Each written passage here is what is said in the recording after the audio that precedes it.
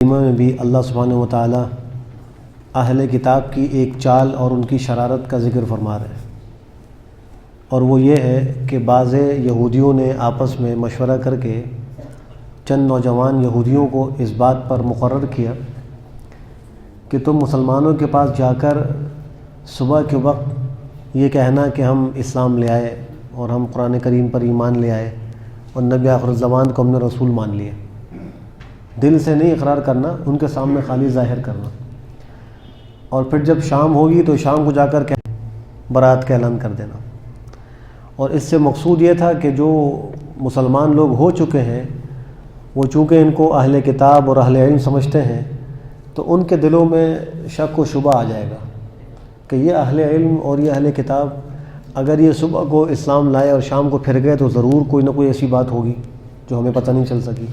تو ان کے دلوں میں شبہ پیدا کرنے کے لیے انہوں نے ایک چال چلی، لیکن ان کی چال ناکام ہو گئی۔ اللہ اس آیت میں اسی کا ذکر فرماتے ہیں، وقال الطائفہ، اور کہا ایک گروہ نے، من اہل الکتاب، اہل کتاب کے، آمنو، ایمان لے آؤ، بالذی، اس پر، انزل علی الذین آمنو، جو اتارا گیا ان لوگوں پر جو ایمان لائے، وجہ النہاری، دن کے شروع میں، دن کے شروع حصے میں اس چیز پر ایمان لے آؤ جو اہل ایمان پر اتارا گیا ہے، یعنی قرآن کریم پر ایمان لاؤ۔ وَاکْفُرُوا آخِرَہُ، اور دن کے آخر حصے میں اس کا انکار کر دو، منکر ہو جاؤ۔ لعلہم یرجعون، شاید کہ وہ لوگ لوٹ آئیں، دین اسلام کو چھوڑ دیں اور تمہارے اس طرز عمل کو دیکھ کر اسلام سے پھر جائیں۔ وَلَا تُؤْمِنُوا إِلَّا لِمَن تَبِعَ دِينَكُمْ قُلْ إِنَّ الْهُدَى هُدَى اللَّهِ أَن يُؤْتَىٰ أَحَدٌ مِثْلَ مَا أُوتِيتُمْ أَوْ يُحَاجُّوكُمْ عِندَ رَبِّكُمْ قُلْ إِنَّ الْفَضْلَ بِيَدِ اللَّهِ يُؤْتِيهِ مَن يَشَاءُ وَاللَّهُ وَاسِعٌ عَلِيمٌ۔ اور ایک بات وہ یہ بھی کہتے تھے کہ تم صرف تصدیق اور یقین اس آدمی کا کرنا جو تمہارے دین کی پیروی کرنے والا ہو، یعنی جو دین یہودیت پر عمل کرتا ہو، تورات پر ایمان لاتا ہو اور وہ یہودی ہو، بس تم اسی کا اصل میں اقرار کرنا، کسی اور کی تم تصدیق نہ کرنا۔ اور یہ بھی کہتے تھے کہ ان لوگوں کو کیوں دے دی گئی وہ چیز جو ہمیں دی گئی تھی، یعنی آسمانی کتاب، چونکہ ایک زمانے تک آسمانی کتابوں کا نزول اور انبیاء کے بھیجے جانے کا سلسلہ وہ بنی اسرائیل میں رہا ہے۔ حضرت یعقوب علیہ السلام سے لے کر حضرت عیسیٰ علیہ السلام تک تقریباً 4000 انبیاء بنی اسرائیل میں تشریف لائے ہیں۔ تو ان کو ایک حسد تھا کہ اب تک جو چیز ہمارے پاس تھی ہمارے علاوہ دیگر قوم کے لوگوں کو کیوں دے دی گئی، چونکہ نبی آخر الزمان صلی اللہ علیہ وسلم کی بعثت وہ بنی اسرائیل میں نہیں ہوئی، بنو اسماعیل میں ہوئی۔ اسرائیل حضرت یعقوب علیہ السلام کا لقب ہے۔ حضرت یعقوب جو ہیں وہ بیٹے ہیں حضرت اسحاق کے، حضرت اسحاق بیٹے ہیں حضرت ابراہیم علیہ السلام کے، حضرت ابراہیم علیہ السلام کے دوسرے صاحبزادے حضرت اسماعیل علیہ السلام۔ ان کی نسل میں سوائے نبی آخر الزمان کے کوئی اور نبی نہیں آیا، تو بنو اسماعیل میں یہ ایک ہی نبی آئے، اور بنو اسرائیل کے اندر وہ بہت زیادہ ہزاروں، جیسے میں نے ذکر کیا کہ 4000 انبیاء تو حضرت یعقوب سے لے کر حضرت عیسیٰ علیہ السلام تک تشریف لائے بنو اسرائیل میں تھے۔ تو ان کو یہ حسد تھا کہ اب تک جو نبوت ہمارے خاندان میں تھی یہ یہاں سے دوسرے خاندان میں کیوں منتقل ہو گئی۔ اس آیت میں اللہ نے اسی کو ذکر فرمایا، وَلَا تُؤْمِنُوا، تم یقین مت کرو، إِلَّا لِمَن، مگر اس کا، تَبِعَ دِينَكُمْ، جو تمہارے دین کا متبع ہو، پیروی کرنے والا ہو، جسے تمہارے دین کی پیروی کی تم اسی کا یقین کرو۔ قل، اے نبی آپ کہہ دیجئے، ان الہدیٰ ھدی اللہ، بے شک ہدایت تو اللہ ہی کی ہدایت ہے۔ تم کیسے کسی کو پابند کر سکتے ہو کہ تم اس کی بات مانو اس کی بات نہ مانو؟ لوگوں کو تو حکم یہ ہے کہ وہ اللہ کی ہدایت کو مانیں، اس کو اختیار کریں۔ ان یؤتی، اس وجہ سے کہ دیا جائے کسی کو مثل اس کے جو دیا گیا ہے تم کو، یعنی یہ حسد تھا ان کو۔ یہودی آپس میں کہتے تھے جیسے تم کو دیا گیا اس کا مثل کسی اور کو دیا جائے، یہ ہم کو تسلیم نہیں، ہم کو برداشت نہیں، یعنی آسمانی کتاب کسی اور کو نہ ملے، نبی کسی اور قوم میں نہ آئے۔ او یحاجوکم عند ربکم، یا تم یقین صرف انہی کا کرو جو تمہارے دین کے متبع ہیں، تاکہ کل قیامت کے دن یہ لوگ تمہارے پروردگار کے سامنے تم سے نہ جھگڑ سکیں، حجت بازی نہ کر سکیں۔ اس لیے کہ اگر آج تم نے مسلمانوں کے سامنے اس بات کا اقرار کر لیا ہے کہ ہماری کتاب میں بھی نبی آخر الزمان کی بشارت لکھی ہے اور ان کے اوصاف ہماری کتاب میں لکھے ہیں اور واقعی نبی آخر الزمان ہے، تم نے اگر آج اقرار کر لیا تو کل قیامت میں یہ مسلمان اللہ کی بارگاہ میں تم سے جھگڑیں گے کہ تم دنیا میں تو اقرار کرتے تھے، ایمان لے کر کیوں نہیں آئے؟ یا تم تسلیم کرتے تھے کہ نبی آخر الزمان ہے، تم پر ایمان کیوں نہیں لائے؟ تو اس لیے وہ کہتے تھے بھائی کسی اور کے سامنے اس کا اظہار نہ کرنا، کسی کے سامنے اس کا اقرار نہ کرنا۔ قل اے نبی آپ کہہ دیجئے ان الفضل بید اللہ، بے شک فضل تو اللہ کے قبضے میں ہے۔ نبوت یہ اللہ کا ایک بہت بڑا فضل ہے، اور یہ اللہ کے قبضے قدرت میں اللہ جس کو چاہتے ہیں اپنی قدرت سے اپنے فضل سے اس کو عطا فرماتے ہیں۔ کسی انسان کی بس میں نہیں ہے کہ وہ اپنے کسب اور محنت اور اپنے عمل سے نبوت کو حاصل کر لے، کوئی شخص یہ کام نہیں کر سکتا۔ کوئی چاہے کتنا ہی بڑا عابد زاہد بن جائے، کتنا ہی اللہ کا فرماندار بن جائے، وہ اپنی عبادت کے بل بوتے پر نبوت خود حاصل نہیں کر سکتا۔ نبوت یہ اللہ کا ایک ایسا خاص فضل ہے، اللہ جس کو چاہتے ہیں خود عطا فرماتے ہیں۔ ایک قادیانی ہے مرزا بشیر الدین محمود، اس نے کتاب لکھی سیرت مہدی۔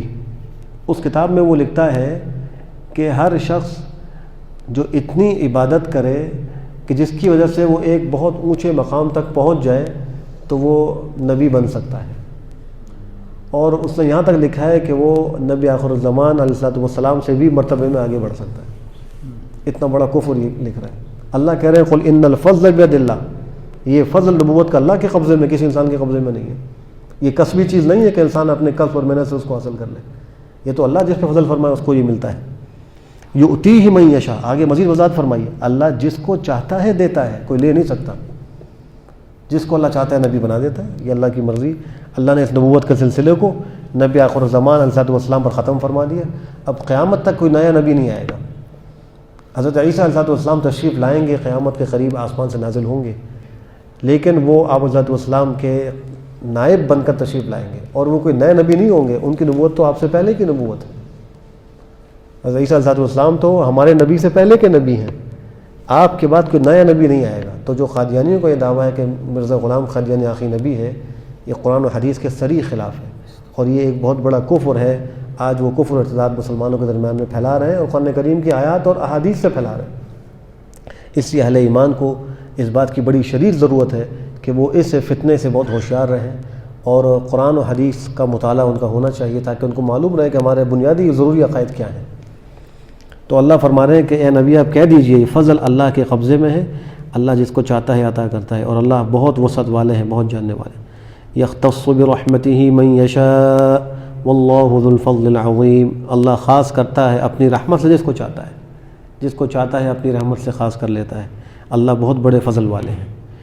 ومن اہل الکتاب من ان تأمنہ بقنطار یؤدیہ الیک ومنهم من إن تأمنه بدينار لا يؤديه إليك إلا ما دمت عليه قائما ذلك بأنهم قالوا ليس علينا في الأميين سبيل ويقولون على الله الكذب وهم يعلمون۔ آگے اہل کتاب کے کچھ لوگوں کی قرآن کریم تعریف بھی کر رہا ہے، اور اکثر کا جو حال ہے اس کو بھی ذکر کر رہا ہے۔ یہ قرآن کریم کا بڑا خاصہ ہے کہ وہ انصاف کے ساتھ، اعتدال کے ساتھ، اگر کوئی غیر مسلم ہی کیوں نہ ہو، اس میں کوئی خوبی ہو تو اس کی تعریف کرتا ہے، اس کو بتلاتا ہے۔ کسی کی مدح کرنے سے یہ لازم نہیں آتا کہ وہ عند اللہ بھی مقبول ہو۔ اب اگر کسی کافر میں کوئی خوبی ہو اور کوئی اس کی تعریف کر دے تو اس کا مطلب ہرگز یہ نہیں ہے کہ وہ اللہ کے ہاں بھی مقبول ہے، اس لیے کہ اللہ کے ہاں مقبول ہونے کے لیے ایمان ضروری ہے۔ ایمان کے بغیر اللہ کے ہاں کوئی مقبول نہیں ہو سکتا۔ جس کو ایمان حاصل نہیں ہے اللہ کے ہاں مقبول نہیں ہو سکتا۔ لیکن اگر اس میں کوئی اچھے اخلاق ہیں یا کوئی اچھی صفات ہیں تو اس کی تعریف کرنے میں کوئی حرج نہیں۔ آج بھی بہت سے لوگ تعریف کرتے ہیں کہ یورپ کے لوگوں میں یہ چیزیں ہیں، فلاں میں یہ، تو پھر نفسی تعریف کرنے میں کوئی حرج نہیں۔ لیکن ان تعریفوں کی وجہ سے یا ان اچھی چیزوں کی وجہ سے اللہ کے ہاں وہ مقبول نہیں ہوں گے۔ مقبول جب ہوں گے جب پہلے ایمان لائیں۔ ایمان لانے کے بعد یہ اعمال عبادت بنتے ہیں، اعمال صالحہ بنتے ہیں، ان پر اللہ کے اجر و ثواب مرتب ہوتا ہے، اللہ کی بارگاہ میں قبول ہوتے ہیں۔ اور ایمان کے بغیر اللہ کے ہاں کوئی چیز قابل قبول نہیں۔ اللہ نے اس کا صاف قرآن کریم میں اعلان فرمایا کہ ان الدین عند اللہ الاسلام، ایک جگہ فرمایا ومن یبتغی غیر الاسلام دینا فلن یقبل منہ، اللہ دین اسلام کے علاوہ کسی سے کوئی بھی دین قبول نہیں کرے گا، ہرگز قبول نہیں کرے گا، صرف دین اسلام کو اللہ قبول کریں گے۔ تو اہل کتاب میں سے بعض ایسے ہیں کہ اگر ان کے پاس کوئی چیز بطور امانت کے رکھوائی جائے تو وہ اپنی فطری دیانتداری کی وجہ سے اس میں خیانت نہیں کرتے. جیسا کہ حضرت عبداللہ ابن سلام ایک مشہور صحابی ہیں رضی اللہ تعالیٰ عنہ. یہ پہلے یہودی تھے اور یہود کے بہت بڑے عالم تھے. ان کا پورا خاندان علمی گھرانہ تھا. ان کی عورتیں بھی وہ تورات کی بہت ماہر تھیں, ان کے مرد بھی بہت ماہر تھے. حتیٰ کہ حضرت عبداللہ ابن سلام نے اپنی پھپھی سے آپ علیہ السلام کی علامات سمجھی تھیں جو تورات میں لکھی تھی, اور ان کو اپنی پھپھی سے یہ بات حاصل ہوئی تھی کہ نبی آخر زمان کی بعثت ہوگی, انہیں یہ صفات ہوگی. چنانچہ ایک بار ایسا ہوا کہ ایک شخص آیا, وہ مسافر تھا, تاجر تھا, اور اس کو کچھ اپنا سامان کسی کے پاس امانت رکھوانے کی ضرورت ہوئی. اور سامان کیا تھا؟ 1200 اوقیہ سونا تھا. ایک اوقیہ 40 درہم کا ہوتا ہے, اور ایک درہم جو ہے وہ 3.5 ماشے کا ہوتا ہے. اندازہ لگا لیں تقریباً 1,68,000 ماشا سونا وہ اس کے پاس تھا. اس نے لا کر حضرت عبداللہ علیہ السلام کو دیا کہ میرے کچھ کام ہے, ضرورت تم اس کو رکھو, میں فارغ ہو کے تم سے لے جاؤں گا. نہ کوئی تحریر لکھی نہ کوئی گواہ, ان کو دے دیا اور چلا گیا. جب کچھ عرصے کے بعد واپس آئے اپنے کام سے فارغ ہو گئے تو کہا کہ وہ میرا سونا واپس دے دو. انہوں نے فوراً دے دیا واپس, یہ تمہارا سونا ہے لے جاؤ. چونکہ وہ طبعاً فطرتاً دیانتدار تھے, انہوں نے یہ خیانت نہیں کی, پورا سونا اس کو دے دیا. اللہ نے ان کی اس میں تعریف کی ہے. پھر جب ان کو یہ معلوم ہوا کہ مدینہ منورہ میں ایک نبی ہجرت کر آئے ہیں, ان کا دعویٰ نبوت کا ہے, تو یہ ملاقات کے لیے اپنے علاقے سے آئے. آ کر آپ کو دیکھا, آپ کی مجلس میں اس وقت مسجد نبوی تعمیر نہیں ہوئی تھی. آپ حضرت ابو ایوب انصاری کے گھر میں قیام پذیر تھے اور مسجد نبوی کی تعمیر نہیں ہوئی تھی. یہ آئے تو سب سے پہلے آ کر جو انہیں کلام آپ کی زبان مبارک سے سنا وہ کیا تھا؟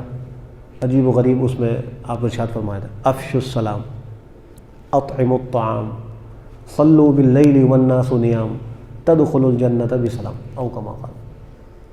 آپ فرما رہے تھے لوگوں کو کہ بھئی سلام پھیلایا کرو, سلام پھیلاؤ. مسلمان ایک دوسرے کو خوب سلام کیا کریں. جب ملاقات ہو السلام علیکم, جب ملاقات ہو السلام علیکم, سننے والا کہے وعلیکم السلام. پھر فرمایا واطعموا الطعام, جس کو اللہ نے مالی وسعت دی ہو, اللہ نے اس کو فروانی دی ہو, وہ غریبوں کو کھانا کھلائے, مستحقین کو کھانا کھلاؤ, خرچ کرو. تیسری بات فرمائی صلوا باللیل, رات کو تہجد پڑھا کرو, والناس نیام, جس وقت لوگ سو رہے ہوں, جب لوگ سو رہے ہو تم نماز پڑھا کرو, آخر رات میں اٹھ کے نماز پڑھو. آپ یہ فرما رہے ہیں. پھر فرمایا جنت میں سلامتی کے ساتھ داخل ہو جاؤ, یہ چند کام کر لو تم جنت میں سلامتی کے ساتھ داخل ہو جاؤ گے. یہ کلمات آپ ارشاد فرما رہے ہیں. یہ انہوں نے سنے. جب یہ سن لیا ان کو یقین ہو گیا کہ واقعی یہ کسی جھوٹے کا چہرہ نہیں ہے, یہ نبی کا چہرہ ہے. وہ اسلام لے آئے, انہوں نے فوراً کلمہ پڑھا, مسلمان ہو گئے. اور جب وہ مسلمان ہوئے تو یہود کو یہ خبر ملی کہ عبداللہ بن سلام مسلمان ہو گئے, حالانکہ ان کے بہت بڑے عالم تھے. تو وہ تحقیق کے لیے انہوں نے ایک جماعت بھیجی مدینہ منورہ, جا کے تحقیق کرو کہ عبداللہ بن سلام مسلمان ہو گئے. جب یہاں اطلاع آئی تو حضرت عبداللہ بن سلام نے آپ سے عرض کیا کہ یہ جو کمرے میں آپ کا پردہ لگا ہوا ہے, جہاں پردے کے پیچھے خواتین آ کر آپ سے مسائل پوچھتی ہیں, میں یہاں چھپ جاتا ہوں. آپ ان سے ظاہر مت کیجیے گا, ان سے یہ پوچھیے گا کہ میرا کیا مقام ہے ان کے نزدیک, وہ مجھے کیا سمجھتے ہیں. چنانچہ پردے کے پیچھے چھپ گئے. یہود کو پتہ نہیں تھا, وہ آئے اور اس تحقیق کے لیے آئے کہ عبداللہ بن سلام مسلمان ہو گئے ہیں. تو آپ نے ان سے یوں پوچھا کہ عبداللہ بن سلام اگر مسلمان ہو جائے تو کہا کہ اللہ اس کو اسلام سے بچائے, اللہ اس کو مسلمانوں سے بچائے, ہرگز ایسا نہ ہو. آپ نے اچھا پھر پوچھا کہ تمہارے نزدیک ان کا کیا مقام ہے, وہ کیسے ہیں؟ تو انہوں نے کہا خیرنا وابن خیرنا, اعلمنا وافضلنا, ہم میں سب سے بہتر آدمی ہے, سب سے بہتر آدمی کا بیٹا ہے, ہم میں سب سے بڑا عالم ہے, ہم میں سب سے افضل آدمی ہے. پھر آپ نے فرمایا کہ اگر اسلام لے آئے تو کہا کہ وہ کبھی بھی اسلام لے کر نہیں آئیں گے, اللہ نہ کرے کہ اسلام لائے. جب یہ بات ہوئی تو حضرت عبداللہ ابن سلام نے پردہ ہٹایا, باہر تشریف لائے اور کہا اشہد ان لا الہ الا اللہ واشہد ان محمدا عبدہ ورسولہ. اس ایمان کا اظہار کر دیا. جب انہوں نے وہ سنا تو کہنے لگے شرنا وابن شرنا, یہ ہمارا بدترین آدمی, بدترین آدمی کا بیٹا ہے. اسی مجلس میں یہود نے اپنا کلام تبدیل کر دیا. یہ ایسے خائن بددیانت قسم کے لوگ ہیں کہ جس مجلس میں وہ اقرار کر رہے ہیں کہ سب سے اچھا آدمی ہے, اسی مجلس میں کہہ رہے ہیں کہ سب سے بدترین آدمی. تو ان کا یہ واقعہ ہے کہ ان کے پاس ایک آدمی نے اتنا زیادہ سونا رکھا, 1200 اوقیہ سونا رکھا, اور پھر انہوں نے اس کو واپس کر دیا. دوسرا ایک شخص تھا یہود میں, فنحاس بن عازورہ اس کا نام ہے. وہ بھی یہود کا بڑا ایک عالم تھا، مدینہ منورہ میں رہتا تھا، اور اس کے بہت زیادہ شاگرد وغیرہ بھی ہوتے تھے، اس کی مجلس میں بیٹھتے تھے۔ ایک دفعہ ایک قریشی خاندان کا آدمی آیا، غریب آدمی تھا، اس کے پاس 1 دینار تھا۔ اس نے سوچا کہ میرا کچھ کام ہے، کہیں رکھوا دوں کسی کے پاس، تو یہ اس کو ایک بزرگ آدمی معلوم ہوا، اس نے لبادہ بڑا اچھا بنا رکھا تھا اپنا، فنحاس بن عزورہ نے، تو جا کر اس کو 1 دینار اس نے امانت کے طور پر رکھوا دیا اور چلا گیا۔ اور جب اس نے امانت اس کو دی تو اس وقت اس کے شاگرد بھی اس مجلس میں بیٹھے ہوئے تھے۔ جب وہ اپنے کام سے فارغ ہوا، وہ غریب آدمی قریشی اس کے پاس آیا اور آ کر کہا کہ جو ہے نا وہ میرا دینار واپس کرو۔ اس نے کہا کون سا دینار، کہاں کا دینار؟ انکار کر دیا سب۔ اس نے کہا میں نے آپ کو مجلس میں دیا تھا، یہ آپ کے شاگرد بھی گواہ ہیں، شاگردوں نے بھی کہا۔ اس نے کہا نہیں، کوئی دینار نہیں دیا۔ بیچارہ پریشان ہو کر واپس باہر چلا گیا۔ تو شاگردوں نے کہا کہ حضرت آپ نے تو ان سے دینار لیا تھا۔